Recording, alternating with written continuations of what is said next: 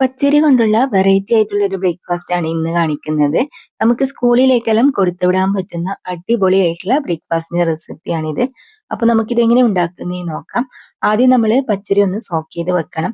2 cup പച്ചരി ഒരു 3-4 മണിക്കൂർ നമ്മൾ കുതിർത്ത് വെച്ചതിന് ശേഷം നല്ലോണം കഴുകി വൃത്തിയാക്കിയിട്ട് നമുക്ക് മിക്സിന്റെ ജാറിലേക്ക് ഇട്ട് കൊടുക്കാം. എന്നിട്ട് ഇതിന്റെ കൂടെ നമുക്ക് 1 കപ്പ് തേങ്ങ ചേർത്ത് കൊടുക്കാം. പിന്നെ ഇതാ ഞാൻ ഒരു മുട്ടയും കൂടി ഇതിലേക്ക് ചേർത്ത് കൊടുക്കുന്നുണ്ട്. എന്നിട്ട് നമുക്ക് ആവശ്യത്തിനുള്ള ഉപ്പും പിന്നെ കുറച്ച് വെള്ളം ഒഴിച്ചിട്ട് ഇത് നല്ലപോലെ അരച്ചെടുത്തിട്ട് വരാം. മാക്സിമം തരിയൊന്നും ഇല്ലാണ്ട് ഇതാ ഇതുപോലെ നന്നായിട്ട് അരിച്ചെടുക്കാം. എന്നിട്ട് ഇതാ ഞാൻ പാത്രത്തിലേക്ക് മാറ്റിയിട്ടുണ്ട്. ഇനി മിക്സിന്റെ ജാറിലേക്ക് കുറച്ച് വെള്ളമാക്കിയിട്ട് അതും കൂടി നമുക്ക് ഇതിലേക്ക് ഒഴിച്ചു കൊടുക്കാം. ഒരുപാട് തിക്കാവണ്ട കേട്ടോ. അതായത് ഇതുപോലെ നമ്മൾ അരച്ചെടുത്താൽ മതി. അത് നമ്മൾ ഒരു സൈഡിലേക്ക് മാറ്റി വെച്ചിട്ട് ഇനിയിപ്പോൾ നമുക്ക് ഇതിന് വേണ്ടിയിട്ടുള്ള ഫില്ലിങ് റെഡിയാക്കാനുണ്ട്.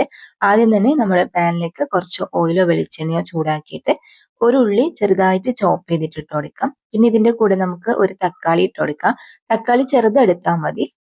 പിന്നെ ഒരു ക്യാപ്സിക്കം ഇട്ട് കൊടുക്കുന്നുണ്ട്. ക്യാപ്സിക്കും അതുപോലെ തന്നെ ചെറുതെടുത്താൽ മതി. പിന്നെ നമുക്ക് കുറച്ച് ഇഞ്ചി വെളുത്തുള്ളി പേസ്റ്റും ആവശ്യത്തിനുള്ള ഉപ്പും പിന്നെ ഒരു മീഡിയം സൈസിലുള്ള ക്യാരറ്റ് ഗ്രേറ്റ് ചെയ്തതും കൂടി നമുക്ക് ഇതിലേക്ക് ചേർത്ത് കൊടുക്കാം. എന്നിട്ട് ഇതാ ഇതുപോലെ നന്നായിട്ട് ഇളക്കി ഇതിന്റെ റോ ടേസ്റ്റ് എല്ലാം മാറി വന്നു കഴിഞ്ഞാൽ നമുക്കിതിലേക്ക് പൊടികൾ ചേർത്ത് കൊടുക്കാം. ഞാനിപ്പോ മഞ്ഞൾപ്പൊടി, മുളക് പൊടി, മല്ലിപ്പൊടി പിന്നെ കുറച്ച് പെപ്പർ പൗഡറും മസാലപ്പൊടിയാണ് ചേർത്ത് കൊടുക്കുന്നത്. എല്ലാം 1/2 ടീസ്പൂൺ വീതമാണ് എടുത്തത്. അപ്പൊ അത് നിങ്ങൾക്ക് നിങ്ങളുടെ ഇഷ്ടത്തിനനുസരിച്ചിട്ട് ചേർത്ത് കൊടുക്കാവുന്നതാണ്. അപ്പൊ നമ്മൾ പൊടികളെല്ലാം ചേർത്തതിന് ശേഷം ഇത് നല്ലോണം മിക്സ് ആക്കിയിട്ട് എടുക്കാം.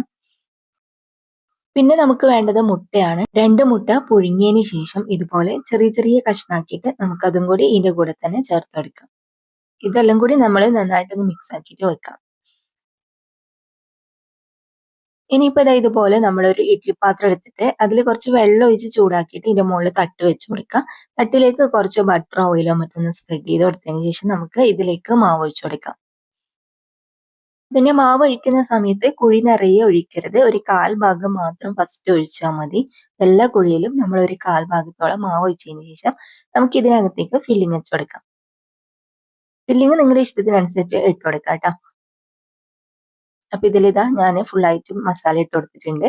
എന്നിട്ട് നമുക്ക് ഇതിന്റെ മുകളിലേക്ക് കുറച്ചും കൂടി നമ്മുടെ മാവ് ഒഴിച്ചു കൊടുക്കാം. ഈ മസാലയെല്ലാം ഒന്ന് കവർ ആവുന്ന രീതിയിൽ നമുക്കിതുപോലെ മാവ് ഒഴിച്ചു കൊടുക്കാം. ഇങ്ങനെ അല്ലെങ്കിൽ നിങ്ങൾക്ക് ഇത് ഒറ്റ ലെയർ ആയിട്ടും ചെയ്യാം. ആദ്യം കുറച്ച് മാവ് വെച്ചിട്ട് അതിന്റെ മുകളിൽ മസാല ഇട്ടിട്ട് കുക്ക് ചെയ്തിട്ട് എടുത്താലും മതി.